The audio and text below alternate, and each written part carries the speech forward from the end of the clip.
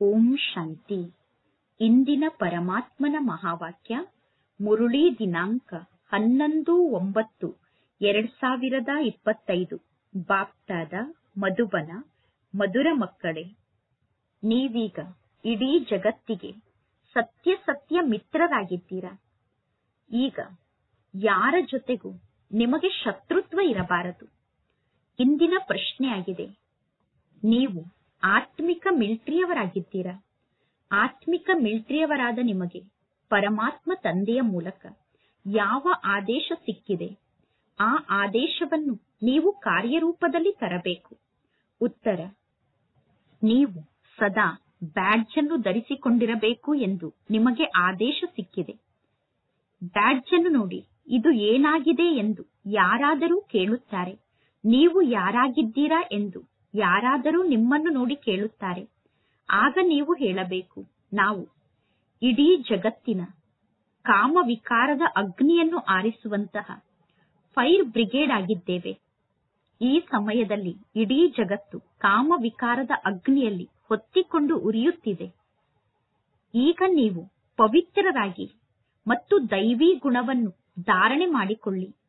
ಆಗ ನಿಮ್ಮ ನೌಕೆ ಪಾರಾಗುತ್ತದೆ ಅನ್ನುವ ಸಂದೇಶವನ್ನು ನಾವು ಎಲ್ಲರಿಗೂ ನೀಡುತ್ತೇವೆ. ಓಂ ಶಾಂತಿ.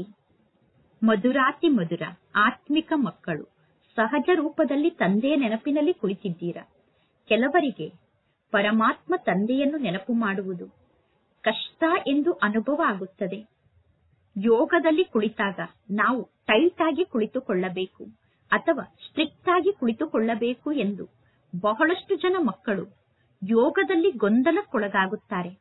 ಪರಮಾತ್ಮ ತಂದೆ ತಿಳಿಸುತ್ತಾರೆ, ಯೋಗದಲ್ಲಿ ಟೈಟ್ ಆಗಿ ಅಥವಾ ಸ್ಟ್ರಿಕ್ಟ್ ಆಗಿ ಕುಳಿತುಕೊಳ್ಳಬೇಕು ಅನ್ನುವ ಯಾವ ಮಾತು ಇಲ್ಲ. ನೀವು ಹೇಗೆ ಬೇಕಾದರೂ ಕುಳಿತುಕೊಳ್ಳಿ, ಆದರೆ ಕೇವಲ ಒಬ್ಬ ತಂದೆಯನ್ನು ನೆನಪು ಮಾಡಬೇಕು. ತಂದೆಯನ್ನು ನೆನಪು ಮಾಡುವ ಮಾತಿನಲ್ಲಿ ಯಾವ ಕಷ್ಟವೂ ಇಲ್ಲ. ಆ ಹಠಯೋಗಿಗಳು ಟೈಟ್ ಆಗಿ ಕುಳಿತುಕೊಳ್ಳುತ್ತಾರೆ. ಜಗತ್ತಿನಲ್ಲಿರುವ ಹಠಯೋಗಿಗಳು ಟೈಟ್ ಆಗಿ ಕುಳಿತುಕೊಳ್ಳುತ್ತಾರೆ. ಅಥವಾ ಹಠಯೋಗಿಗಳು ಒಂದೇ ಕಾಲಿನ ಮೇಲೆ ನಿಲ್ಲುತ್ತಾರೆ. ಅಂದರೆ ಹಠಯೋಗಿಗಳು ಒಂದು ಕಾಲಿನ ಮೇಲೆ ಇನ್ನೊಂದು ಕಾಲನ್ನು ಇಟ್ಟುಕೊಂಡು ನಿಲ್ಲುತ್ತಾರೆ.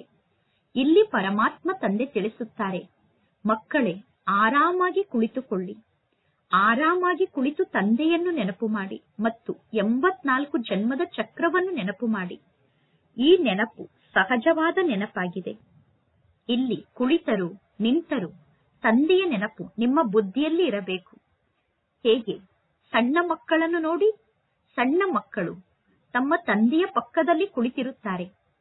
ತಂದೆಯ ಪಕ್ಕದಲ್ಲಿ ಕುಳಿತಿರುವ ಕಾರಣ ಮಕ್ಕಳ ಬುದ್ಧಿಯಲ್ಲಿ ತಂದೆ ತಾಯಿಯ ನೆನಪೇ ಇರುತ್ತದೆ. ನೀವು ಕೂಡ ಪರಮಾತ್ಮ ತಂದೆಗೆ ಮಕ್ಕಳಾಗಿದ್ದೀರಾ. ಅಂದ ಮೇಲೆ ಪರಮಾತ್ಮ ತಂದೆಯನ್ನು ನೆನಪು ಮಾಡುವುದು ಬಹಳ ಸಹಜ ಆಗಿದೆ. ನಾವು ಪರಮಾತ್ಮ ತಂದೆಗೆ ಮಕ್ಕಳಾಗಿದ್ದೇವೆ. ತಂದೆಯ ಮೂಲಕ ನಾವು ಆಸ್ತಿಯನ್ನು ಪಡೆದುಕೊಳ್ಳಬೇಕು. ಶರೀರ ನಿರ್ವಹಣೆಗೋಸ್ಕರ ಬಲೆ ನೀವು ಗೃಹಸ್ಥ ವ್ಯವಹಾರದಲ್ಲಿ ಇರಿ. ಕೇವಲ ಅನ್ಯರ ನೆನಪನ್ನು ಬುದ್ಧಿಯಿಂದ ತೆಗೆದುಹಾಕಿ. ಕೆಲವರು ಹನುಮಂತನನ್ನು ನೆನಪು ಮಾಡುತ್ತಿದ್ದರು, ಇನ್ನು ಕೆಲವರು ಯಾವುದೋ ಸಾಧು ಸಂತರನ್ನು ನೆನಪು ಮಾಡುತ್ತಿದ್ದರು. ಈಗ ಆ ಎಲ್ಲಾ ವ್ಯಕ್ತಿಗಳ ನೆನಪನ್ನು ತ್ಯಾಗ ಮಾಡಬೇಕು. ನೆನಪನ್ನಂತೂ ಮಾಡುತ್ತಾರೆ ತಾನೆ. ಪೂಜೆಗೋಸ್ಕರ ಪೂಜಾರಿಗಳು ಮಂದಿರಕ್ಕೆ ಹೋಗಬೇಕಾಗುತ್ತದೆ. ಅಂದರೆ ಪೂಜೆಯನ್ನು ಮಾಡಲು ಪೂಜಾರಿಗಳು ಮಂದಿರಕ್ಕೆ ಹೋಗಬೇಕಾಗುತ್ತದೆ. ಇಲ್ಲಿ ನೀವು ಎಲ್ಲಿಗೂ ಹೋಗುವ ಅವಶ್ಯಕತೆ ಇಲ್ಲ. ಯಾರೇ ಸಿಕ್ಕರೂ ನೀವು ತಿಳಿಸಬೇಕು. ಶಿವತಂದೆ ತಿಳಿಸುತ್ತಾರೆ, ತಂದೆಯಾದ ನನ್ನೊಬ್ಬನನ್ನೇ ನೀವು ನೆನಪು ಮಾಡಿ. ಶಿವತಂದೆಯಂತೂ ಅವಶ್ಯವಾಗಿ ನಿರಾಕಾರ ತಂದೆಯಾಗಿದ್ದಾರೆ. ಅಂದ ಮೇಲೆ ಆ ನಿರಾಕಾರ ತಂದೆ ಅವಶ್ಯವಾಗಿ ಸಾಕಾರ ಜಗತ್ತಿಗೆ ಬಂದು ತಿಳಿಸುತ್ತಾರೆ, ತಂದೆಯಾದ ನನ್ನೊಬ್ಬನನ್ನೇ ನೀವು ನೆನಪು ಮಾಡಿ. ನಾನು ಪತಿತ ಪಾವನ ಆಗಿದ್ದೇನೆ. ಪತಿತ ಪಾವನ ಅನ್ನುವ ಶಬ್ದ ಸರಿಯಾದ ಶಬ್ದ ಆಗಿದೆ. ಪರಮಾತ್ಮ ತಂದೆ ತಿಳಿಸುತ್ತಾರೆ, ತಂದೆಯಾದ ನನ್ನನ್ನು ನೀವು ನೆನಪು ಮಾಡಿ. ನೀವೆಲ್ಲರೂ ಪತಿತರಾಗಿದ್ದೀರಾ. ಈ ಜಗತ್ತು ಪತಿತ ಜಗತ್ತಾಗಿದೆ, ತಮೋ ಪ್ರಧಾನ ಜಗತ್ತಾಗಿದೆ. ಆದ್ದರಿಂದ ಪರಮಾತ್ಮ ತಂದೆ ತಿಳಿಸುತ್ತಾರೆ, ನೀವೀಗ ಯಾವ ದೇಹದಾರಿಯನ್ನೂ ನೆನಪು ಮಾಡಬೇಡಿ. ಯಾವ ದೇಹದಾರಿಯನ್ನೂ ನೆನಪು ಮಾಡಬೇಡಿ ಅನ್ನುವುದು ಒಳ್ಳೆಯ ಮಾತಾಗಿದೆ ತಾನೆ. ಇಲ್ಲಿ ಯಾವುದೇ ಗುರುಗಳು ಮುಂತಾದವರ ಮಹಿಮೆಯನ್ನು ಮಾಡುವುದಿಲ್ಲ. ಪರಮಾತ್ಮ ತಂದೆ ಕೇವಲ ತಂದೆಯಾದ ನನ್ನನ್ನು ನೀವು ನೆನಪು ಮಾಡಿ, ಆಗ ನಿಮ್ಮ ಪಾಪ ನಾಶ ಆಗುತ್ತದೆ ಎಂದು ಹೇಳುತ್ತಾರೆ.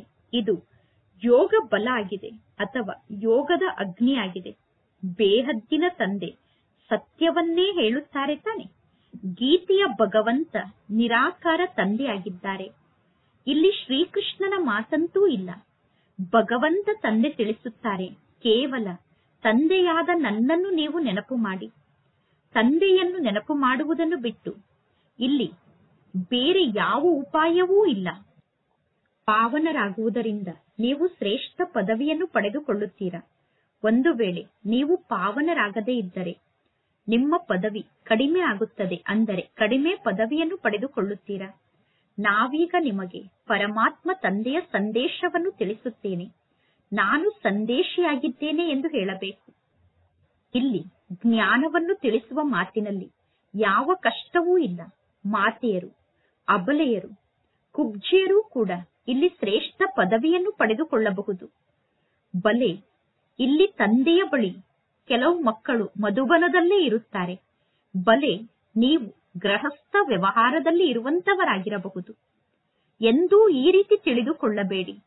ಯಾರು ಇಲ್ಲಿ ಪರಮಾತ್ಮ ತಂದೆಯ ಸಮ್ಮುಖದಲ್ಲಿ ತಂದೆಯ ಬಳಿ ಇದ್ದಾರೋ ಅವರು ತಂದೆಯನ್ನು ಜಾಸ್ತಿ ನೆನಪು ಮಾಡಲು ಸಾಧ್ಯ ಎಂದು ತಿಳಿದುಕೊಳ್ಳಬೇಡಿ. ಪರಮಾತ್ಮ ತಂದೆ ತಿಳಿಸುತ್ತಾರೆ, ಹೊರಗಡೆ ಜಗತ್ತಿನಲ್ಲಿ ಇರುವಂತವರೂ ಕೂಡ ಪರಮಾತ್ಮ ತಂದೆಯನ್ನು ಬಹಳಷ್ಟು ನೆನಪು ಮಾಡಬಹುದು. ಹೊರಗಡೆ ಜಗತ್ತಿನಲ್ಲಿ ಇರುವಂತವರೂ ಕೂಡ ಬಹಳಷ್ಟು ಸೇವೆಯನ್ನು ಮಾಡಬಹುದು. ನೀವು ಪರಮಾತ್ಮ ತಂದೆಯ ಮೂಲಕ ರಿಫ್ರೆಶ್ ಆಗುವುದಕ್ಕೋಸ್ಕರ ಮಧುಬನಕ್ಕೆ ಬರುತ್ತೀರಾ. ಇಲ್ಲಿ ತಂದೆಯ ಮೂಲಕ ರಿಫ್ರೆಶ್ ಆಗಿ ವಾಪಸ್ ಹೋಗುತ್ತೀರಾ. ಅಂದ ಮೇಲೆ ಆಂತರ್ಯದಲ್ಲಿ ಎಷ್ಟೊಂದು ಖುಷಿ ಇರಬೇಕು. ಈ ಚೀಚಿ ಜಗತ್ತಿನಲ್ಲಿ ಇನ್ನು ಕೆಲವು ದಿನ ಮಾತ್ರ ಉಳಿದಿದೆ. ನಂತರ ನಾವು ಶ್ರೀಕೃಷ್ಣಪುರಿಗೆ ಹೋಗುತ್ತೇವೆ. ಶ್ರೀಕೃಷ್ಣನ ಮಂದಿರಕ್ಕೆ ಸುಖಧಾಮ ಎಂದು ಕರೆಯಲಾಗುತ್ತದೆ. ಅಂದ ಮೇಲೆ ಮಕ್ಕಳಿಗೆ ಅಪಾರ ಖುಷಿ ಇರಬೇಕು. ನಾವೀಗ ಬೇಹದ್ದಿನ ತಂದೆಗೆ ಮಕ್ಕಳಾಗಿದ್ದೇವೆ.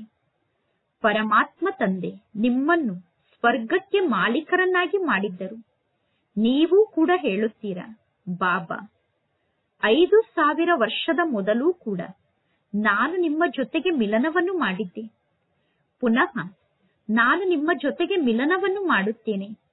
ಈಗ ಪರಮಾತ್ಮ ತಂದೆಯನ್ನು ನೆನಪು ಮಾಡುವುದರಿಂದ ಮಾಯೆಯ ಮೇಲೆ ವಿಜಯವನ್ನು ಪಡೆದುಕೊಳ್ಳುತ್ತೀರಾ. ಈಗ ತಂದೆಯನ್ನು ನೆನಪು ಮಾಡಿ ಮಾಯೆಯ ಮೇಲೆ ವಿಜಯವನ್ನು ಪಡೆದುಕೊಳ್ಳಬೇಕು. ಈಗ ಈ ದುಃಖಧಾಮದಲ್ಲಂತೂ ನಾವು ಇರಬಾರದು. ನೀವು ಸುಖಧಾಮಕ್ಕೆ ಹೋಗುವುದಕ್ಕೋಸ್ಕರ ಈ ಶಿಕ್ಷಣವನ್ನು ಕಲಿಯುತ್ತಿದ್ದೀರಾ. ಎಲ್ಲರೂ ಲೆಕ್ಕಾಚಾರವನ್ನು ಚುಕ್ತ ಮಾಡಿಕೊಂಡು ವಾಪಸ್ ಮನೆಗೆ ಹೋಗಬೇಕು. ಹೊಸ ಜಗತ್ತನ್ನು ಸ್ಥಾಪನೆ ಮಾಡುವುದಕ್ಕೋಸ್ಕರ ನಾನು ಬಂದಿದ್ದೇನೆ. ಇನ್ನು ಉಳಿದ ಎಲ್ಲಾ ಆತ್ಮರು ಮುಕ್ತಿಧಾಮಕ್ಕೆ ವಾಪಸ್ ಹೋಗುತ್ತಾರೆ. ಪರಮಾತ್ಮ ತಂದೆ ತಿಳಿಸುತ್ತಾರೆ, ನಾನು ಕಾಲರಿಗೆ ಕಾಲ ಆಗಿದ್ದೇನೆ. ಎಲ್ಲರನ್ನೂ ಶರೀರದಿಂದ ಮುಕ್ತ ಮಾಡಿ ಆತ್ಮರನ್ನು ವಾಪಸ್ ಮನೆಗೆ ಕರೆದುಕೊಂಡು ಹೋಗುತ್ತೇನೆ. ಎಲ್ಲರೂ ಹೇಳುತ್ತಾರೆ, ನಾವು ಬೇಗ ಮನೆಗೆ ಹೋಗಬೇಕು. ನಾವು ಈ ಜಗತ್ತಿನಲ್ಲಿ ಇರಬಾರದು. ಇದಂತೂ ಹಳೆಯ ಜಗತ್ತಾಗಿದೆ ಮತ್ತು ಈ ಶರೀರ ಹಳೆಯ ಶರೀರ ಆಗಿದೆ. ಈಗ ಪರಮಾತ್ಮ ತಂದೆ ತಿಳಿಸುತ್ತಾರೆ, ನಾನು ಎಲ್ಲರನ್ನೂ ವಾಪಸ್ ಮನೆಗೆ ಕರೆದುಕೊಂಡು ಹೋಗುತ್ತೇನೆ. ಯಾರನ್ನೂ ಕೂಡ ಬಿಟ್ಟು ಹೋಗುವುದಿಲ್ಲ. ಹೇ ಪತಿತ ಪಾವನ ಬನ್ನಿ ಎಂದು ನೀವೆಲ್ಲರೂ ತಂದೆಯನ್ನು ಕೂಗಿ ಕರೆದಿದ್ದೀರಾ. ಬಲೆ, ತಂದೆಯನ್ನು ನೆನಪು ಮಾಡುತ್ತಿರುತ್ತಾರೆ. ಆದರೆ ಏಕೆ ತಂದೆಯನ್ನು ನೆನಪು ಮಾಡುತ್ತೇವೆ ಅನ್ನುವ ಮಾತಿನ ಅರ್ಥ ಜನರಿಗೆ ಗೊತ್ತಿಲ್ಲ. ಪತಿತ ಪಾವನ ಎಂದು ಎಷ್ಟೊಂದು ಕೂಗಿ ಕರೆಯುತ್ತಿರುತ್ತಾರೆ. ಪುನಃ ಹೇಳುತ್ತಾರೆ, ರಘುಪತಿ ರಾಘವ ರಾಜಾರಾಮ್ ಎಂದು. ಈಗ ಶಿವ ತಂದೆಯಂತೂ ರಾಜ ಆಗುವುದಿಲ್ಲ. ಶಿವ ತಂದೆ ರಾಜ್ಯವನ್ನು ಆಳುವುದಿಲ್ಲ. ಶಿವ ತಂದೆಗೆ ರಾಜಾರಾಮ್ ಎಂದು ಕರೆಯುವುದು ತಪ್ಪಾಗಿ ಬಿಡುತ್ತದೆ. ಯಾವಾಗ ಮಾಲೆಯನ್ನು ಜಪ ಮಾಡುತ್ತಾರೋ ಆಗ ರಾಮ ರಾಮ ಎಂದು ಹೇಳುತ್ತಾರೆ. ರಾಮ ರಾಮ ಎಂದು ಹೇಳಿದಾಗ ಭಗವಂತ ತಂದೆಯ ನೆನಪು ಬರುತ್ತದೆ. ಭಗವಂತ ತಂದೆಯಂತೂ ಶಿವ ತಂದೆ ಆಗಿದ್ದಾರೆ. ಮನುಷ್ಯರಿಗೆ ಅನೇಕ ಹೆಸರನ್ನು ಇಡಲಾಗಿದೆ. ಶ್ರೀಕೃಷ್ಣನಿಗೆ ಶ್ಯಾಮ ಸುಂದರ, ವೈಕುಂಠನಾಥ, ಬೆಣ್ಣೆಯ ಕಳ್ಳ ಮುಂತಾದ ಅನೇಕ ಹೆಸರನ್ನು ಇಡುತ್ತಾರೆ. ಈಗ ನೀವು ಶ್ರೀಕೃಷ್ಣನಿಗೆ ಬೆಣ್ಣೆಯ ಕಳ್ಳ ಎಂದು ಕರೆಯುತ್ತೀರೇನು? ಖಂಡಿತವಾಗಿಯೂ ಕರೆಯುವುದಿಲ್ಲ. ಈಗ ನಿಮಗೆ ಗೊತ್ತಿದೆ, ಭಗವಂತ ತಂದೆ ಕೇವಲ ಒಬ್ಬ ನಿರಾಕಾರ ತಂದೆ ಆಗಿದ್ದಾರೆ. ಯಾವ ದೇಹಧಾರಿಗಳಿಗೂ ಕೂಡ ಭಗವಂತ ಎಂದು ಕರೆಯಲು ಸಾಧ್ಯ ಇಲ್ಲ. ಬ್ರಹ್ಮ, ವಿಷ್ಣು, ಶಂಕರರಿಗೂ ಕೂಡ ಭಗವಂತ ಎಂದು ಕರೆಯಲು ಸಾಧ್ಯ ಇಲ್ಲ. ಅಂದ ಮೇಲೆ ಪುನಃ ಮನುಷ್ಯರು ಸ್ವಯಂ ಅನ್ನು ಭಗವಂತ ಎಂದು ಹೇಗೆ ಹೇಳಿಕೊಳ್ಳಲು ಸಾಧ್ಯ? ವೈಜಯಂತಿ ಮಾಲೆ ಅಂದರೆ ಕೇವಲ 108 ಮಣಿಗಳ ಮಾಲೆಯಾಗಿದೆ ಎಂದು ಗಾಯನವನ್ನು ಮಾಡಲಾಗುತ್ತದೆ. ಶಿವ ತಂದೆ ಸ್ವರ್ಗವನ್ನು ಸ್ಥಾಪನೆ ಮಾಡಿದ್ದರು. ಆ ಸ್ವರ್ಗಕ್ಕೆ ಈ ಲಕ್ಷ್ಮೀನಾರಾಯಣರು ಮಾಲೀಕರಾಗಿದ್ದಾರೆ. ಅಂದ ಮೇಲೆ ಅವಶ್ಯವಾಗಿ ಈ ಲಕ್ಷ್ಮೀನಾರಾಯಣರು ಹಿಂದಿನ ಜನ್ಮದಲ್ಲಿ ಪುರುಷಾರ್ಥವನ್ನು ಮಾಡಿರಬೇಕು. ಇದಕ್ಕೆ ಕಲಿಯುಗದ ಅಂತ್ಯ ಮತ್ತು ಸತ್ಯಯುಗದ ಆದಿಯ ಸಂಗಮ ಯುಗ ಎಂದು ಕರೆಯಲಾಗುತ್ತದೆ. ಇದು ಕಲ್ಪದ ಸಂಗಮ ಯುಗ ಆಗಿದೆ. ಮನುಷ್ಯರು ಪುನಃ ಯುಗ ಯುಗದಲ್ಲಿ ಪರಮಾತ್ಮ ತಂದೆ ಬರುತ್ತಾರೆ ಎಂದು ಹೇಳಿಬಿಡುತ್ತಾರೆ. ಪರಮಾತ್ಮ ತಂದೆ ಅವತರಿತ ಆಗುತ್ತಾರೆ ಅನ್ನುವ ಮಾತನ್ನು ಮರೆತು ಪರಮಾತ್ಮ ತಂದೆ ಕಲ್ಲಿನಲ್ಲಿ ಇದ್ದಾರೆ, ಮಣ್ಣಿನಲ್ಲಿ ಇದ್ದಾರೆ, ಕಣಕಣದಲ್ಲೂ ಪರಮಾತ್ಮ ಇದ್ದಾರೆ ಎಂದು ಹೇಳಿಬಿಡುತ್ತಾರೆ. ಈ ರೀತಿ ಹೇಳುವುದು ಕೂಡ ನಾಟಕದಲ್ಲಿ ಫಿಕ್ಸ್ ಆಗಿದೆ. ಮೊದಲು ಎಷ್ಟೆಲ್ಲಾ ಮಾತು ನಡೆದು ಹೋಗಿದೆಯೋ ಅದಕ್ಕೆ ನಾಟಕ ಎಂದು ಕರೆಯಲಾಗುತ್ತದೆ. ಯಾರ ಜೊತೆಗಾದರೂ ಜಗಳ ಆದರೆ ಆ ಜಗಳದ ಸಮಯ ಪಾಸ್ ಆಯಿತು ಅಂದ ಮೇಲೆ ಆ ಜಗಳದ ಮಾತಿನ ಬಗ್ಗೆ ಚಿಂತನೆಯನ್ನು ಮಾಡಬಾರದು. ಒಳ್ಳೆಯದು. ಯಾರಾದರೂ ಕಡಿಮೆ ಮಾತನ್ನು ಮಾತನಾಡಿದರೆ ಅಥವಾ ಜಾಸ್ತಿ ಮಾತನ್ನು ಮಾತನಾಡಿದರೆ ನೀವು ಅದನ್ನು ಮರೆತು ಬಿಡಿ. ಕಲ್ಪದ ಮೊದಲು ಕೂಡ ಇವರು ಇದೇ ರೀತಿ ಮಾತನಾಡಿದ್ದರು. ಯಾರಾದರೂ ಉಲ್ಟಾ ಸುಲ್ಟಾ ಮಾತಾಡಿರುವುದನ್ನು ನೀವು ನೆನಪಿನಲ್ಲಿ ಇಟ್ಟುಕೊಂಡರೆ ಪುನಃ ನೀವು ಅವರ ಬಗ್ಗೆ ಸಿಟ್ಟನ್ನು ಮಾಡಿಕೊಳ್ಳುತ್ತೀರಾ, ಅವರ ಜೊತೆಗೆ ಜಗಳವನ್ನು ಆಡುತ್ತೀರಾ. ಅಂತಹ ಮಾತನ್ನು ಪುನಃ ಎಂದೂ ಮಾತನಾಡಬೇಡಿ. ಯಾವುದು ತಪ್ಪು ಮಾತಾಗಿದೆಯೋ ಅಂತಹ ಮಾತನ್ನು ಎಂದೂ ಮಾತನಾಡಬೇಡಿ. ಈಗ ಮಕ್ಕಳಾದ ನೀವು ಪರಮಾತ್ಮ ತಂದೆಯ ಸೇವೆಯನ್ನು ಮಾಡಬೇಕು. ಸೇವೆಯಲ್ಲಿ ಯಾವುದೇ ಪ್ರಕಾರದ ವಿಘ್ನ ಬರಬಾರದು. ಸೇವೆಯಲ್ಲಿ ಎಂದು ಸ್ವಯಂನ ವೀಕ್ನೆಸ್ ಅನ್ನು ತೋರಿಸಬಾರದು, ದುರ್ಬಲತೆಯನ್ನು ತೋರಿಸಬಾರದು. ಅಂದರೆ ಸೇವೆಯನ್ನು ಮಾಡುವ ಶಕ್ತಿ ನನಗೆ ಇಲ್ಲ ಎಂದು ಎಂದೂ ಹೇಳಬಾರದು. ಇದು ಶಿವ ತಂದೆಯ ಸೇವೆ ಆಗಿದೆ. ಈಶ್ವರನ ಸೇವೆಯನ್ನು ಮಾಡುವ ಮಾತಿನಲ್ಲಿ ಎಂದು ನನ್ನಿಂದ ಈ ಸೇವೆ ಆಗುವುದಿಲ್ಲ, ನಾನು ಈ ಸೇವೆಯನ್ನು ಮಾಡಲು ಸಾಧ್ಯ ಇಲ್ಲ ಎಂದು ಹೇಳಬಾರದು. ಇಲ್ಲದಿದ್ದರೆ ನಿಮ್ಮ ಪದವಿಯನ್ನು ನೀವೇ ಭ್ರಷ್ಟ ಮಾಡಿಕೊಳ್ಳುತ್ತೀರಾ. ಪರಮಾತ್ಮ ತಂದೆಗೆ ಸಹಯೋಗಿಗಳಾಗಿದ್ದೀರಾ ಅಂದ ಮೇಲೆ ಪರಮಾತ್ಮ ತಂದೆಗೆ ಸಂಪೂರ್ಣ ಸಹಯೋಗವನ್ನು ನೀಡಬೇಕು. ಪರಮಾತ್ಮ ತಂದೆಯ ಸೇವೆಯನ್ನು ಮಾಡುವ ಮಾತಿನಲ್ಲಿ ಸ್ವಲ್ಪ ಕೂಡ ತಂದೆಗೆ ಮೋಸವನ್ನು ಮಾಡಬಾರದು. ಎಲ್ಲರಿಗೂ ತಂದೆಯ ಸಂದೇಶವನ್ನು ತಲುಪಿಸಬೇಕು. ಪರಮಾತ್ಮ ತಂದೆ ತಿಳಿಸುತ್ತಾರೆ, ಮ್ಯೂಸಿಯಂಗೆ ಎಂತಹ ಹೆಸರನ್ನು ಇಡಬೇಕು ಅಂದರೆ ಆ ಹೆಸರನ್ನು ನೋಡಿ ಮನುಷ್ಯರು ಒಳಗಡೆ ಬರಬೇಕು ಮತ್ತು ಬಂದು ಜ್ಞಾನವನ್ನು ಅರ್ಥ ಮಾಡಿಕೊಳ್ಳಬೇಕು. ಏಕೆಂದರೆ ಇದು ಸಂಪೂರ್ಣ ಹೊಸ ಮಾತಾಗಿದೆ. ಮನುಷ್ಯರು ಹೊಸ ಮಾತನ್ನು ನೋಡಿ ಒಳಗಡೆ ಬರುತ್ತಾರೆ. ಮ್ಯೂಸಿಯಂನ ಹೊರಗಡೆ ಅಂತಹ ಹೊಸ ಹೆಸರನ್ನು ಬರೆದಿದ್ದರೆ ಆ ಹೊಸ ಹೆಸರನ್ನು ನೋಡಿ ಮನುಷ್ಯರು ಒಳಗಡೆ ಬರುತ್ತಾರೆ. ವರ್ತಮಾನ ಸಮಯದಲ್ಲಿ ವಿದೇಶದಿಂದ ಕೂಡ ಅನೇಕರು ಬರುತ್ತಾರೆ. ಭಾರತದ ಪ್ರಾಚೀನ ಯೋಗವನ್ನು ಕಲಿಯುವುದಕ್ಕೋಸ್ಕರ ಅನೇಕರು ವಿದೇಶದಿಂದ ಬರುತ್ತಾರೆ. ಈಗ ಪ್ರಾಚೀನ ಅಂದರೆ ಬಹಳಷ್ಟು ಹಳೆಯದಾದ ಯೋಗ ಆಗಿದೆ. ಆ ಯೋಗವನ್ನು ಭಗವಂತ ತಂದೆ ಕಲಿಸಿರಬೇಕು. ಆ ಯೋಗವನ್ನು ತಂದೆ ಕಲಿಸಿ 5000 ವರ್ಷ ಆಗಿದೆ. ಸತ್ಯುಗ ಮತ್ತು ತ್ರೇತಾಯುಗದಲ್ಲಿ ಈ ಯೋಗ ಇರುವುದಿಲ್ಲ. ಯಾರು ಯೋಗವನ್ನು ಕಲಿಸಿದರೋ ಅವರಂತೂ ಹೊರಟು ಹೋದರು. ನಂತರ ಪುನಃ ಯಾವಾಗ 5000 ವರ್ಷದ ನಂತರ ತಂದೆ ಬರುತ್ತಾರೋ ಆಗ ರಾಜಯೋಗವನ್ನು ಕಲಿಸುತ್ತಾರೆ. ಪ್ರಾಚೀನ ಅಂದರೆ 5000 ವರ್ಷದ ಮೊದಲು ಕೂಡ ಭಗವಂತ ತಂದೆ ಯೋಗವನ್ನು ಕಲಿಸಿದ್ದರು. ಅದೇ ಭಗವಂತ ತಂದೆ ಪುನಃ ಸಂಗಮ ಯುಗದಲ್ಲಿ ಬಂದು ರಾಜಯೋಗವನ್ನು ಕಲಿಸುತ್ತಾರೆ. ಆ ಯೋಗದ ಮೂಲಕ ನೀವು ಪಾವನ ಆಗಬಹುದು. ಈ ಸಮಯದಲ್ಲಿ ತತ್ವ ಕೂಡ ತಮೋ ಪ್ರಧಾನ ಆಗಿದೆ. ನೀರು ಕೂಡ ಎಷ್ಟೊಂದು ನಷ್ಟವನ್ನು ಮಾಡುತ್ತದೆ. ಬಹಳಷ್ಟು ತೊಂದರೆಗಳು ಬರುತ್ತಿರುತ್ತದೆ. ಅಂದರೆ ಪ್ರಕೃತಿಯ ಮೂಲಕ ಉಪದ್ರವ ನಡೆಯುತ್ತಿರುತ್ತದೆ. ಈ ಹಳೆಯ ಜಗತ್ತಿನಲ್ಲಿ ಬಹಳಷ್ಟು ತೊಂದರೆಗಳು ಬರುತ್ತದೆ. ಸತ್ಯುಗದಲ್ಲಿ ಇಂತಹ ತೊಂದರೆ ಅಥವಾ ಉಪದ್ರವದ ಮಾತೇ ಇರುವುದಿಲ್ಲ. ಸತ್ಯುಗದಲ್ಲಿ ಪ್ರಕೃತಿ ದಾಸಿಯಾಗಿ ಬಿಡುತ್ತದೆ. ಈ ಸಮಯದಲ್ಲಿ ಪ್ರಕೃತಿ ಶತ್ರುವಾಗಿ ದುಃಖವನ್ನು ನೀಡುತ್ತದೆ. ಈ ಲಕ್ಷ್ಮೀನಾರಾಯಣರ ರಾಜ್ಯದಲ್ಲಿ ದುಃಖದ ಮಾತೇ ಇರಲಿಲ್ಲ. ಲಕ್ಷ್ಮೀನಾರಾಯಣರ ರಾಜ್ಯ ಇದ್ದಾಗ ಸತ್ಯುಗ ಇತ್ತು.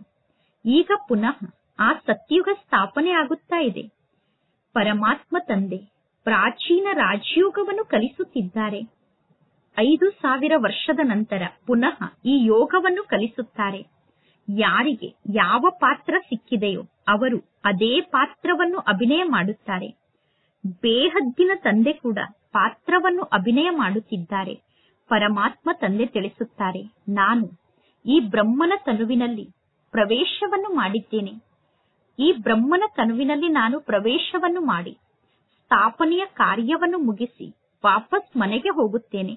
ಹಾಹಾಕಾರದ ನಂತರ ಪುನಃ ಜೈ ಜೈಕಾರ ಆಗುತ್ತದೆ. ಹಳೆಯ ಜಗತ್ತು ಸಮಾಪ್ತಿಯಾಗುತ್ತದೆ. ಮೊದಲು ಈ ಲಕ್ಷ್ಮೀನಾರಾಯಣರ ರಾಜ್ಯ ಇತ್ತು. ಲಕ್ಷ್ಮೀನಾರಾಯಣರ ರಾಜ್ಯ ಇದ್ದಾಗ ಹಳೆಯ ಜಗತ್ತು ಇರಲಿಲ್ಲ. ಇದು 5000 ವರ್ಷದ ಮಾತಾಗಿದೆ. ಇದು ಲಕ್ಷಾಂತರ ವರ್ಷದ ಮಾತಾಗಲು ಸಾಧ್ಯ ಇಲ್ಲ. ಅಂದ ಮೇಲೆ ಪರಮಾತ್ಮ ತಂದೆ ತಿಳಿಸುತ್ತಾರೆ, ಈಗ ಈ ಎಲ್ಲಾ ಮಾತನ್ನು ಬಿಟ್ಟು ಸೇವೆಯಲ್ಲಿ ತೊಡಗಿಬಿಡಿ.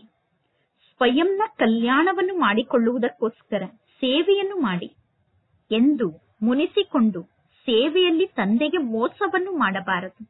ಇದು ಈಶ್ವರಿಯ ಸೇವೆ ಆಗಿದೆ. ಮಾಯೆಯ ಬಿರುಗಾಳಿ ಕೂಡ ಬಹಳಷ್ಟು ಬರುತ್ತದೆ. ಆದರೆ ಪರಮಾತ್ಮ ತಂದೆಯ ಸೇವೆಯಲ್ಲಿ ತಂದೆಗೆ ಮೋಸವನ್ನು ಮಾಡಬಾರದು. ಅಂದರೆ ಈಶ್ವರಿಯ ಸೇವೆಯಲ್ಲಿ ತಂದೆಗೆ ಮೋಸವನ್ನು ಮಾಡಬಾರದು. ಪರಮಾತ್ಮ ತಂದೆ ಸೇವೆಗೋಸ್ಕರ ಮಕ್ಕಳಿಗೆ ಆದೇಶವನ್ನು ನೀಡುತ್ತಿರುತ್ತಾರೆ. ನಿಮ್ಮ ಮಿತ್ರ ಸಂಬಂಧಿಗಳು ಮುಂತಾದ ಯಾರೆಲ್ಲಾ ವ್ಯಕ್ತಿಗಳು ಇಲ್ಲಿಗೆ ಬರುತ್ತಾರೋ ಅವರೆಲ್ಲರಿಗೂ ನೀವು ಸತ್ಯ ಮಿತ್ರರಾಗಿದ್ದೀರಾ. ನೀವು ಬ್ರಹ್ಮ ಕುಮಾರಿಯರು. ಬ್ರಹ್ಮ ಕುಮಾರಿಯರಾದ ನೀವು ಇಡೀ ಜಗತ್ತಿಗೆ ಮಿತ್ರರಾಗಿದ್ದೀರಾ. ಏಕೆಂದರೆ ನೀವು ಪರಮಾತ್ಮ ತಂದೆಗೆ ಸಹಯೋಗಿಗಳಾಗಿದ್ದೀರಾ. ಮಿತ್ರರಾದ ನಿಮ್ಮಲ್ಲಿ ಯಾರ ಬಗ್ಗೆಯೂ ಶತ್ರುತ್ವದ ಭಾವನೆ ಇರಬಾರದು. ಶತ್ರುತ್ವದ ಅಂತಹ ಯಾವುದಾದರೂ ಮಾತು ಹುಟ್ಟಿಕೊಂಡರೂ ಕೂಡ ನೀವು ಹೇಳಬೇಕು, ಶಿವತಂದೆಯನ್ನು ನೆನಪು ಮಾಡಿ. ಶಿವತಂದೆಯ ಶ್ರೀಮತದಂತೆ ನೀವು ನಡೆಯಬೇಕು. ಇಲ್ಲದಿದ್ದರೆ ನಿಮಗೆ ನೀವೇ ನಷ್ಟವನ್ನು ಮಾಡಿಕೊಳ್ಳುತ್ತೀರಾ. ನೀವು ಟ್ರೈನ್ನಲ್ಲಿ ಕುಳಿತಿರುತ್ತೀರಾ. ಟ್ರೈನ್ನಲ್ಲಿ ನೀವೆಲ್ಲರೂ ಫ್ರೀಯಾಗಿ ಇದ್ದೀರಾ. ಟ್ರೈನ್ನಲ್ಲಿ ಸೇವೆಯನ್ನು ಮಾಡಲು ನಿಮಗೆ ಒಳ್ಳೆಯ ಅವಕಾಶ ಇದೆ. ಈ ಬ್ಯಾಡ್ಜ್ ಬಹಳ ಒಳ್ಳೆಯ ವಸ್ತು ಆಗಿದೆ. ಪ್ರತಿಯೊಬ್ಬರೂ ಬ್ಯಾಡ್ಜ್ ಅನ್ನು ಧರಿಸಿಕೊಂಡಿರಬೇಕು. ಬ್ಯಾಡ್ಜ್ ಅನ್ನು ನೋಡಿ ಕೆಲವರು ಕೇಳುತ್ತಾರೆ, ನೀವು ಯಾರಾಗಿದ್ದೀರಾ ಎಂದು. ಆಗ ನೀವು ಹೇಳಬೇಕು, ನಾವು ಫೈರ್ ಬ್ರಿಗೇಡ್ ಆಗಿದ್ದೇವೆ, ಅಂದರೆ ಅಗ್ನಿಶಾಮಕ ದಳದವರಾಗಿದ್ದೇವೆ.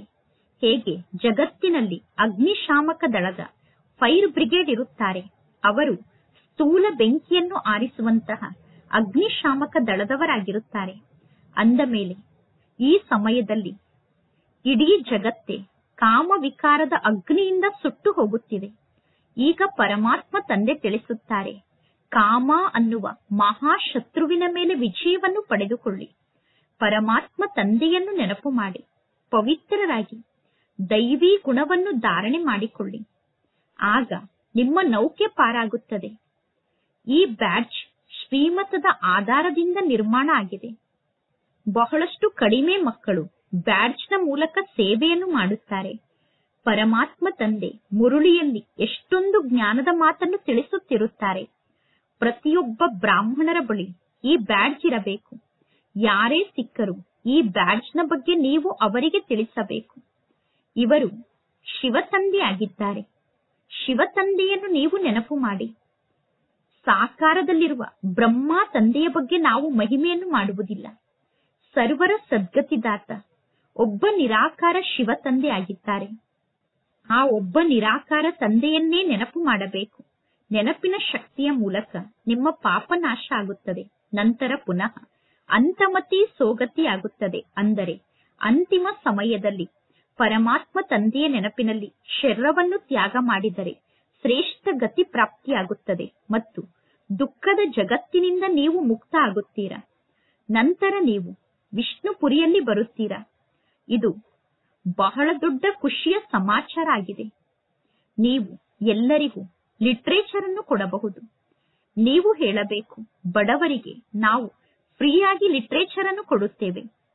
ಶ್ರೀಮಂತರ ಬಳಿ ಹಣ ಇದೆ ಅಂದ ಮೇಲೆ ಶ್ರೀಮಂತರು ಈ ಲಿಟರೇಚರ್ಗೆ ಹಣವನ್ನು ಕೊಡಬೇಕು.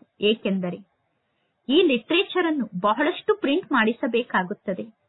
ಈ ಲಿಟರೇಚರ್ ಎಂತಹ ವಸ್ತು ಆಗಿದೆ ಅಂದರೆ ಈ ಲಿಟರೇಚರ್ನ ಮೂಲಕ ನೀವು ಬಡವರಿಂದ ವಿಶ್ವಕ್ಕೆ ಮಾಲೀಕರಾಗಬಹುದು. ತಿಳುವಳಿಕೆಯಂತೂ ಪ್ರಾಪ್ತಿಯಾಗುತ್ತಿರುತ್ತದೆ. ಯಾವುದೇ ಧರ್ಮದ ಆತ್ಮರಾಗಿರಬಹುದು. ಅವರಿಗೆ ನೀವು ತಿಳಿಸಬೇಕು, ವಾಸ್ತವದಲ್ಲಿ ನೀವು ಆತ್ಮ ಆಗಿದ್ದೀರಾ. ಸ್ವಯಂ ಅನ್ನು ಆತ್ಮ ಎಂದು ತಿಳಿದುಕೊಂಡು ಪರಮಾತ್ಮ ತಂದೆಯನ್ನು ನೆನಪು ಮಾಡಿ. ಈಗ ವಿನಾಶ ಸಮ್ಮುಖದಲ್ಲೇ ನಿಂತಿದೆ. ಈಗ ಈ ಜಗತ್ತು ಪರಿವರ್ತನೆ ಆಗುತ್ತದೆ. ಶಿವ ತಂದೆಯನ್ನು ನೀವು ನೆನಪು ಮಾಡಿದರೆ ನೀವು ವಿಷ್ಣುಪುರಿಗೆ ಹೋಗಬಹುದು. ನೀವೀಗ ಎಲ್ಲರಿಗೂ ತಿಳಿಸಬೇಕು, ನಾವು ನಿಮಗೆ ಕೋಟಿ ರೂಪಾಯಿಯ ವಸ್ತುವನ್ನು ನೀಡುತ್ತೇವೆ, ಪದುಮದಷ್ಟು ಬೆಲೆ ಬಾಳುವಂತಹ ವಸ್ತುವನ್ನು ನೀಡುತ್ತೇವೆ. ಪರಮಾತ್ಮ ತಂದೆ ಈ ಬ್ಯಾಡ್ಜ್ನ ಮೂಲಕ ಸೇವೆಯನ್ನು ಮಾಡಿ ಎಂದು ಮಕ್ಕಳಿಗೆ ಎಷ್ಟೊಂದು ತಿಳಿಸುತ್ತಾರೆ. ಆದರೆ ಮಕ್ಕಳು ಬ್ಯಾಡ್ಜ್ ಅನ್ನು ಧರಿಸಿಕೊಳ್ಳುವುದೇ ಇಲ್ಲ. ಬ್ಯಾಡ್ಜ್ ಅನ್ನು ಧರಿಸಿಕೊಳ್ಳಲು ಮಕ್ಕಳಿಗೆ ನಾಚಿಕೆ ಆಗುತ್ತದೆ. ಯಾವ ಬ್ರಾಹ್ಮಣಿಯರು ಪಾರ್ಟಿಯನ್ನು ಮಧುಬನಕ್ಕೆ ಕರೆದುಕೊಂಡು ಬರುತ್ತೀರೋ ಆಗ ನೀವು ಅವಶ್ಯವಾಗಿ ಬ್ಯಾಡ್ಜ್ ಅನ್ನು ಹಾಕಿಕೊಂಡಿರಬೇಕು. ಅಥವಾ ಬ್ರಾಹ್ಮಣಿಯರಾದ ನೀವು ಒಂಟಿಯಾಗಿ ಯಾವುದಾದರೂ ಆಫೀಸಿಗೆ ಹೋಗುತ್ತೀರಾ ಅಂದ ಮೇಲೆ ಅವಶ್ಯವಾಗಿ ಬ್ಯಾಡ್ಜ್ ಅನ್ನು ಧರಿಸಿಕೊಂಡಿರಬೇಕು. ಆ ಬ್ಯಾಡ್ಜ್ನ ಮೂಲಕ ನೀವು ಅನ್ಯರಿಗೆ ಜ್ಞಾನವನ್ನು ತಿಳಿಸಿದರೆ ಅವರು ಬಹಳಷ್ಟು ಖುಷಿ ಪಡುತ್ತಾರೆ. ನೀವು ಅವರಿಗೆ ತಿಳಿಸಬೇಕು, ನಾವು ಒಬ್ಬ ಶಿವತಂದೆಯ ಮಾತನ್ನೇ ಸ್ವೀಕಾರ ಮಾಡುತ್ತೇವೆ. ಆ ಶಿವತಂದೆ ಸರ್ವರಿಗೂ ಸುಖ ಶಾಂತಿಯನ್ನು ನೀಡುವಂತಹ ತಂದೆ ಆಗಿದ್ದಾರೆ. ಆ ತಂದೆಯನ್ನು ನೀವು ನೆನಪು ಮಾಡಿ. ಪತಿತ ಆತ್ಮರು ವಾಪಸ್ ಮನೆಗೆ ಹೋಗಲು ಸಾಧ್ಯ ಇಲ್ಲ. ಈಗ ಈ ಹಳೆಯ ಜಗತ್ತು ಪರಿವರ್ತನೆ ಆಗುತ್ತಿದೆ. ಈ ರೀತಿ ನೀವು ದಾರಿಯಲ್ಲಿ ಸೇವೆಯನ್ನು ಮಾಡುತ್ತಾ ಬರಬೇಕು. ಅಂದರೆ ಟ್ರೈನ್ನಲ್ಲಿ ಬರುವಾಗ ಮಾರ್ಗದಲ್ಲಿ ಈ ರೀತಿ ಸೇವೆಯನ್ನು ಮಾಡಬೇಕು. ಆಗ ನಿಮ್ಮ ಹೆಸರು ಬಹಳಷ್ಟು ಪ್ರಸಿದ್ಧ ಆಗುತ್ತದೆ. ತಂದೆ ತಿಳಿದುಕೊಳ್ಳುತ್ತಾರೆ, ಮಕ್ಕಳಿಗೆ ಬ್ಯಾಡ್ಜ್ ಅನ್ನು ಧರಿಸಿಕೊಳ್ಳಲು ನಾಚಿಕೆ ಆಗುತ್ತದೆ. ಆದ್ದರಿಂದ ಬ್ಯಾಡ್ಜ್ ಅನ್ನು ಧರಿಸಿಕೊಂಡು ಮಕ್ಕಳು ಸೇವೆಯನ್ನು ಮಾಡುವುದಿಲ್ಲ. ಒಂದನೆಯದು ಬ್ಯಾಡ್ಜ್ ಆಗಿದೆ. ಇನ್ನು ಎರಡನೆಯದು ಏಣಿಯ ಚಿತ್ರ ಅಥವಾ ತ್ರಿಮೂರ್ತಿಯ ಚಿತ್ರ ಅಥವಾ ಸೃಷ್ಟಿ ಚಕ್ರದ ಚಿತ್ರ ಅಥವಾ ಕಲ್ಪವೃಕ್ಷದ ಚಿತ್ರ ನಿಮ್ಮ ಜೊತೆಗೆ ಇರಬೇಕು. ನೀವು ಪರಸ್ಪರ ಕುಳಿತು ಒಬ್ಬರು ಇನ್ನೊಬ್ಬರಿಗೆ ಈ ಚಿತ್ರದ ಬಗ್ಗೆ ತಿಳಿಸಿ.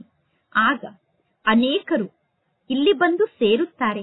ಇಲ್ಲಿ ನೀವು ಯಾವ ಮಾತಿನ ಬಗ್ಗೆ ತಿಳಿಸುತ್ತಿದ್ದೀರಾ, ಇದು ಏನಾಗಿದೆ ಎಂದು ಅವರು ನಿಮ್ಮನ್ನು ನೋಡಿ ಪ್ರಶ್ನೆ ಮಾಡುತ್ತಾರೆ. ನೀವು ಹೇಳಬೇಕು, ಶಿವತಂದೆ ಈ ಬ್ರಹ್ಮ ತಂದೆಯ ತನುವಿನ ಮೂಲಕ ಹೊಸ ಜಗತ್ತನ್ನು ಸ್ಥಾಪನೆ ಮಾಡುತ್ತಿದ್ದಾರೆ. ಈಗ ಪರಮಾತ್ಮ ತಂದೆ ತಿಳಿಸುತ್ತಾರೆ, ತಂದೆಯಾದ ನನ್ನನ್ನು ನೀವು ನೆನಪು ಮಾಡಿ ಪವಿತ್ರರಾಗಿ. ಅಪವಿತ್ರರು ವಾಪಸ್ ಮನೆಗೆ ಹೋಗಲು ಸಾಧ್ಯ ಇಲ್ಲ. ನೀವೀಗ ಇಂತಹ ಮಧುರಾತಿ ಮಧುರ ಮಾತನ್ನು ಅನ್ಯರಿಗೆ ತಿಳಿಸಬೇಕು. ಆಗ ಎಲ್ಲರೂ ಖುಷಿಯಿಂದ ಈ ಜ್ಞಾನದ ಮಾತನ್ನು ಕೇಳುತ್ತಾರೆ. ಆದರೆ ಕೆಲವರ ಬುದ್ಧಿಯಲ್ಲಿ ಜ್ಞಾನ ಧಾರಣೆ ಆಗುವುದೇ ಇಲ್ಲ. ಸೆಂಟರ್ಗೆ ಕ್ಲಾಸ್ ಅನ್ನು ಕೇಳಲು ಹೋದಾಗಲೂ ಕೂಡ ಬ್ಯಾಡ್ಜ್ ಅನ್ನು ಧರಿಸಿಕೊಂಡಿರಬೇಕು. ಯಾವಾಗ ನೀವು ಸೆಂಟರ್ಗೆ ಹೋಗುತ್ತೀರೋ ಆಗಲೂ ಬ್ಯಾಡ್ಜ್ ಅನ್ನು ಧರಿಸಿಕೊಂಡಿರಬೇಕು. ಮಿಲಿಟರಿಯವರು ಸದಾ ಬ್ಯಾಡ್ಜ್ ಅನ್ನು ಧರಿಸಿಕೊಂಡಿರುತ್ತಾರೆ. ಮಿಲಿಟರಿಯವರಿಗೆ ಬ್ಯಾಡ್ಜ್ ಅನ್ನು ಧರಿಸಿಕೊಂಡು ಇರಲು ಎಂದಾದರೂ ನಾಚಿಕೆ ಆಗುತ್ತದೇನು? ಇಲ್ಲ, ಅವರು ಸದಾ ಬ್ಯಾಡ್ಜ್ ಅನ್ನು ಧರಿಸಿಕೊಂಡಿರುತ್ತಾರೆ. ಅದೇ ರೀತಿ ನೀವು ಕೂಡ ಆತ್ಮಿಕ ಮಿಲಿಟರಿಯವರಾಗಿದ್ದೀರಾ. ತಂದೆ ಸದಾ ಬ್ಯಾಡ್ಜ್ ಅನ್ನು ಧರಿಸಿಕೊಳ್ಳಿ ಎಂದು ನಿಮಗೆ ಆದೇಶವನ್ನು ನೀಡುತ್ತಾರೆ. ಆದರೂ ಕೂಡ ನೀವು ಏಕೆ ತಂದೆಯ ಮಾತನ್ನು ಕಾರ್ಯರೂಪದಲ್ಲಿ ತರುವುದಿಲ್ಲ? ಸದಾ ಬ್ಯಾಡ್ಜ್ ಅನ್ನು ಧರಿಸಿಕೊಂಡಿದ್ದರೆ ಶಿವ ತಂದೆಯ ನೆನಪಿರುತ್ತದೆ. ನಾನು ಶಿವ ತಂದೆಗೆ ಮಗು ಆಗಿದ್ದೇನೆ ಎಂದು ನೆನಪಿರುತ್ತದೆ. ದಿನ ಪ್ರತಿದಿನ ಕಳೆದಂತೆ ಸೆಂಟರ್ಗಳು ತೆರೆಯುತ್ತಾ ಹೋಗುತ್ತದೆ. ಸೆಂಟರ್ಗಳು ತೆರೆದರೆ ಯಾರಾದರೂ ಒಬ್ಬರು ಜ್ಞಾನವನ್ನು ಕೇಳಲು ಬರುತ್ತಾರೆ. ಅವರು ಹೇಳುತ್ತಾರೆ, ಇಂತಹ ನಗರದಲ್ಲಿ ನಿಮ್ಮ ಬ್ರಾಂಚ್ ಇಲ್ಲ. ನೀವು ಅವರಿಗೆ ಹೇಳಬೇಕು, ಯಾರಾದರೂ ಬ್ರಾಂಚ್ ಅನ್ನು ತೆರೆಯಲು ವ್ಯವಸ್ಥೆಯನ್ನು ಮಾಡಿಕೊಟ್ಟರೆ, ಮನೆ ಮುಂತಾದದ್ದರ ವ್ಯವಸ್ಥೆಯನ್ನು ಮಾಡಿ ನಿಮಂತ್ರಣವನ್ನು ನೀಡಿದರೆ ನಾವು ಬಂದು ಸೇವೆಯನ್ನು ಮಾಡುತ್ತೇವೆ ಎಂದು. ಮಕ್ಕಳಲ್ಲಿ ಸಾಹಸ ಇದ್ದರೆ ಪರಮಾತ್ಮ ತಂದೆ ತಿಳಿಸುತ್ತಾರೆ, ಸೆಂಟರ್ ಅನ್ನು ತೆರೆಯಿರಿ, ಸೇವೆಯನ್ನು ಮಾಡಿ ಎಂದು. ಈ ಎಲ್ಲಾ ಸೆಂಟರ್ಗಳು ಶಿವ ತಂದೆಯ ಅಂಗಡಿಗಳಾಗಿದೆ. ಮಕ್ಕಳ ಮೂಲಕ ತಂದೆ ಈ ಸೆಂಟರ್ಗಳನ್ನು ನಡೆಸುತ್ತಿದ್ದಾರೆ. ಒಳ್ಳೆಯದು. ಮಧುರಾತಿ ಮಧುರ ಅಗಲಿ ಹೋಗಿ ಮರಳಿ ಸಿಕ್ಕಿರುವ ಮಕ್ಕಳ ಪ್ರತಿ ಮಾತ್ಪಿತಾ ಬಾಪ್ತಾದರವರ ನೆನಪು, ಪ್ರೀತಿ ಹಾಗೂ ಸುಪ್ರಭಾತ. ಆತ್ಮಿಕ ಮಕ್ಕಳಿಗೆ ಆತ್ಮಿಕ ತಂದೆಯ ನಮಸ್ತೆ. ಆತ್ಮಿಕ ತಂದೆಗೆ ಆತ್ಮಿಕ ಮಕ್ಕಳ ನೆನಪು, ಪ್ರೀತಿ ಹಾಗೂ ನಮಸ್ತೆ ನಮಸ್ತೆ ನಮಸ್ತೆ. ಧಾರಣೆಗೋಸ್ಕರ ಮುಖ್ಯ ಸಾರ. ಫಸ್ಟ್ ಪಾಯಿಂಟ್, ಎಂದೂ ಕೂಡ ಪರಸ್ಪರ ಮುನಿಸಿಕೊಂಡು ಸೇವೆಯಲ್ಲಿ ಮೋಸವನ್ನು ಮಾಡಬಾರದು. ಎಂದು ವಿಘ್ನರೂಪ ಆಗಬಾರದು. ನಿಮ್ಮ ವೀಕ್ನೆಸ್ ಅನ್ನು ತೋರಿಸಬಾರದು. ಅಂದರೆ ಸೇವೆಯನ್ನು ಮಾಡುವ ಶಕ್ತಿ ನನಗೆ ಇಲ್ಲ ಎಂದು ದುರ್ಬಲತೆಯನ್ನು ತೋರಿಸಬಾರದು. ಪರಮಾತ್ಮ ತಂದೆಗೆ ಸಂಪೂರ್ಣ ಸಹಯೋಗಿಗಳಾಗಬೇಕು. ಸೆಕೆಂಡ್ ಪಾಯಿಂಟ್, ಎಂದಾದರೂ ಯಾರ ಜೊತೆಗಾದರೂ ಜಗಳ ಆದರೆ ಆ ಜಗಳ ಮುಗಿದು ಹೋಗಿದೆ. ಆದ್ದರಿಂದ ಆ ಜಗಳದ ಬಗ್ಗೆ ಚಿಂತನೆಯನ್ನು ಮಾಡಬಾರದು. ಯಾರಾದರೂ ಹೆಚ್ಚು ಕಡಿಮೆ ಮಾತನಾಡಿದರೆ, ಉಲ್ಟಾ ಸುಲ್ಟಾ ಮಾತನ್ನು ಮಾತನಾಡಿದರೆ ಆ ಮಾತನ್ನು ಮರೆತು ಬಿಡಿ. ಕಲ್ಪದ ಮೊದಲು ಕೂಡ ಅವರು ಇದೇ ರೀತಿ ಮಾತನ್ನು ಮಾತನಾಡಿದ್ದರು. ಅವರು ಮಾತನಾಡಿರುವಂತಹ ಉಲ್ಟಾ ಸುಲ್ಟಾ ಮಾತನ್ನು ಎಂದೂ ಕೂಡ ಪುನಃ ನೀವು ಮಾತನಾಡಬೇಡಿ. ಇಂದಿನ ವರದಾನ ಆಗಿದೆ, ಶಾಂತಿಯ ದೂತಾಗಿ ಸರ್ವರಿಗೂ ಶಾಂತಿಯ ಸಂದೇಶವನ್ನು ನೀಡುವಂತಹ ಮಾಸ್ಟರ್ ಶಾಂತಿಯ ದಾತಾಗಿ, ಮಾಸ್ಟರ್ ಶಕ್ತಿಯ ದಾತಾಗಿ ಮಕ್ಕಳಾದ ನೀವು ಶಾಂತಿಯ ಸಂದೇಶವನ್ನು ನೀಡುವಂತಹ ಶಾಂತಿಯ ದೂತ ಆಗಿದ್ದೀರಾ. ನೀವು ಎಲ್ಲೇ ಇದ್ದರೂ ಸ್ವಯಂ ಅನ್ನು ಶಾಂತಿ ದೂತ ಎಂದು ತಿಳಿದುಕೊಳ್ಳಿ. ಶಾಂತಿಯ ದೂತ ಆಗಿದ್ದೀರಾ. ಶಾಂತಿಯ ಸಂದೇಶವನ್ನು ನೀಡುವಂತವರಾಗಿದ್ದೀರಾ. ನಾನು ಶಾಂತಿಯ ದೂತ ಎಂದು ತಿಳಿದುಕೊಂಡಾಗ ಸ್ವಯಂ ಶಾಂತ ಸ್ವರೂಪ ಆತ್ಮರಾಗಿ ಇರುತ್ತೀರಾ, ಶಕ್ತಿಶಾಲಿಯಾಗಿ ಇರುತ್ತೀರಾ ಮತ್ತು ಅನ್ಯರಿಗೂ ಕೂಡ ಶಾಂತಿಯನ್ನು ನೀಡುತ್ತಿರುತ್ತೀರಾ. ಅವರು ಅಶಾಂತಿಯನ್ನು ನೀಡಲಿ, ನೀವು ಶಾಂತಿಯನ್ನು ನೀಡಿ. ಅನ್ಯರು ಅಶಾಂತಿಯನ್ನು ನೀಡಿದರೂ ಕೂಡ ನೀವು ಅವರಿಗೆ ಶಾಂತಿಯನ್ನು ನೀಡಿ. ಅವರು ಬೆಂಕಿಯನ್ನು ಹಚ್ಚಿದರೆ ನೀವು ನೀರನ್ನು ಹಾಕಿ. ಅಂದರೆ ಅವರು ಕ್ರೋಧದ ಬೆಂಕಿಯನ್ನು ಹಚ್ಚಿದರೆ ನೀವು ಶಾಂತಿಯ ನೀರನ್ನು ಹಾಕಿ. ಏಕೆಂದರೆ ಶಾಂತಿಯ ಸಂದೇಶವನ್ನು ನೀಡುವಂತಹ ಮಕ್ಕಳ ಕರ್ತವ್ಯ ಇದೇ ಆಗಿದೆ. ಮಾಸ್ಟರ್ ಶಾಂತಿಯ ದಾತ ಆದಂತಹ ಮಕ್ಕಳ ಕರ್ತವ್ಯ ಇದೇ ಆಗಿದೆ. ಮಾಸ್ಟರ್ ಶಕ್ತಿದಾತ ಆದಂತಹ ಮಕ್ಕಳ ಕರ್ತವ್ಯ ಇದೇ ಆಗಿದೆ. ಇಂದಿನ ಸ್ಲೋಗನ್ ಆಗಿದೆ, ಹೇಗೆ ಶಬ್ದದಲ್ಲಿ ಬರುವುದು ಸಹಜ ಎಂದು ಅನುಭವ ಆಗುತ್ತದೆಯೋ ಅದೇ ರೀತಿ ಶಬ್ದದಿಂದ ದೂರ ಆಗುವುದೂ ಕೂಡ ಸಹಜ ಎಂದು ಅನುಭವ ಆಗಬೇಕು. ಇಂದಿನ ಅವ್ಯಕ್ತ ಸೂಚನೆಯಾಗಿದೆ. ಈಗ ಆಸಕ್ತಿಯ ಅಗ್ನಿಯನ್ನು ಪ್ರಜ್ವಲಿತಗೊಳಿಸಿಕೊಂಡು ಯೋಗವನ್ನು ಜ್ವಾಲಾ ಸ್ವರೂಪದ ಯೋಗವನ್ನಾಗಿ ಮಾಡಿಕೊಳ್ಳಿ. ಯೋಗದಲ್ಲಿ ಸದಾ ಲೈಟ್ ಹೌಸ್ ಮತ್ತು ಮೈಟ್ ಹೌಸ್ ಸ್ಥಿತಿಯ ಅನುಭವವನ್ನು ಮಾಡಿ. ಅಂದರೆ ಯೋಗದಲ್ಲಿ ಸದಾ ನಾನು ಬೆಳಕಿನ ಗ್ರಹ ಆಗಿದ್ದೇನೆ, ಶಕ್ತಿಯ ಗ್ರಹ ಆಗಿದ್ದೇನೆ ಅನ್ನುವ ಸ್ಥಿತಿಯ ಅನುಭವವನ್ನು ಮಾಡಿ. ಜ್ಞಾನ ಪ್ರಕಾಶ ಆಗಿದೆ, ಜ್ಞಾನ ಲೈಟ್ ಆಗಿದೆ ಮತ್ತು ಯೋಗ ಶಕ್ತಿ ಅಂದರೆ ಮೈಟ್ ಆಗಿದೆ. ಜ್ಞಾನ ಮತ್ತು ಯೋಗ ಅನ್ನುವ ಎರಡೂ ಶಕ್ತಿ ಅಂದರೆ ಲೈಟ್ ಮತ್ತು ಮೈಟ್ ನಿಂದ ನೀವು ಸಂಪನ್ನ ಆಗಿದ್ದರೆ, ಜ್ಞಾನದ ಪ್ರಕಾಶ ಮತ್ತು ಯೋಗದ ಶಕ್ತಿಯಿಂದ ನೀವು ಸಂಪನ್ನ ಆಗಿದ್ದರೆ ನಿಮಗೆ ಮಾಸ್ಟರ್ ಸರ್ವಶಕ್ತಿವಂತರು ಎಂದು ಕರೆಯಲಾಗುತ್ತದೆ. ಇಂತಹ ಶಕ್ತಿಶಾಲಿ ಆತ್ಮರು ಎಂತಹ ಪರಿಸ್ಥಿತಿಯನ್ನೂ ಕೂಡ ಸೆಕೆಂಡ್ನಲ್ಲಿ ಪಾರು ಮಾಡುತ್ತಾರೆ.